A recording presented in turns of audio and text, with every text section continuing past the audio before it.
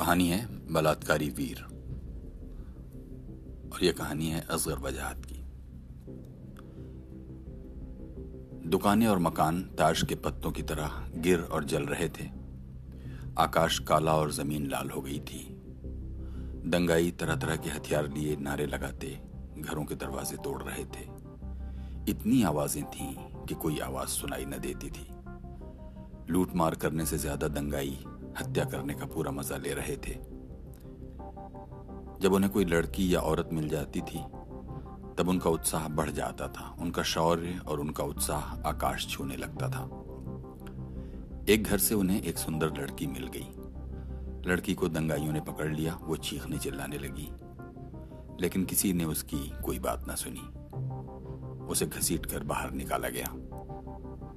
दंगाइयों ने उसके कपड़े फाड़ डाले, उसके साथ मारपीट की, फिर सबके सामने उसे नंगा कर दिया।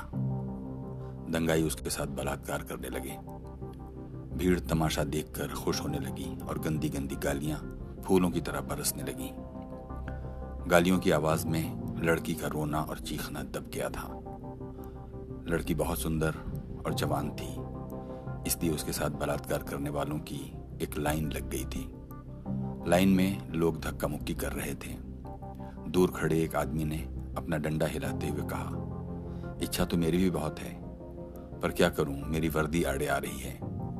किसी ने कहा, तुम वर्दी पहनकर तो बलात्कार करोगे नहीं।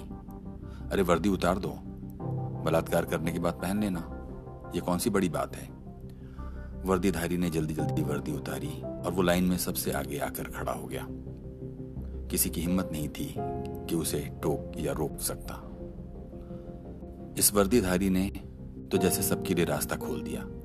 एक गोल मटोल से आदमी ने, जो एक पार्टी के रंग की टोपी लगाए हुए था, अपनी टोपी झट से उतारी, जेब में रख ली और लाइन में आकर खड़ा हो गया।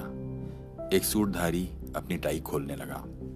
बलात्कार करने के बाद जो वीर खड़ा होता था उसे फूलों की माला पहनाई जाती थी और उसे एक प्रशस्ति पत्र भेंट किया जाता था। उसके सम्मान में संगीत भी बजाया जाता था। लड़की बेहोश हो चुकी थी। वो अगर मर भी गई होती तो उससे बलात्कारियों के ऊपर कोई फर्क न पड़ता। ये सब हो ही रहा था कि अचानक एक युवक आया और उसने कहा, ये लड़की मेरी पत्नी है। दंगाई उसकी तरफ झपटे। उसने जल्दी से अपना धर्म बताया, जो वही था जो दंगाइयों का था। ये सुनकर दंगाई बहुत घबरा गए, लेकिन लड़की के पति ने उन्हें दिलासा देते हुए कहा, चूंकि आप लोगों ने मेरी पत्नी के साथ ये समझकर बलात्कार किया है कि वो दूसरे धर्म की है, इसलिए मैं आप लोगों को माफ करता हूँ। ये सुनकर बलात्कारी बहुत प्रसन्न हो गए और युवक की जय जयकार होने लगी। फूलों की सबसे मोटी माला युवक के गले में डाल दी गई और युवक को बलात्कारी वीर की उपाधि दी गई।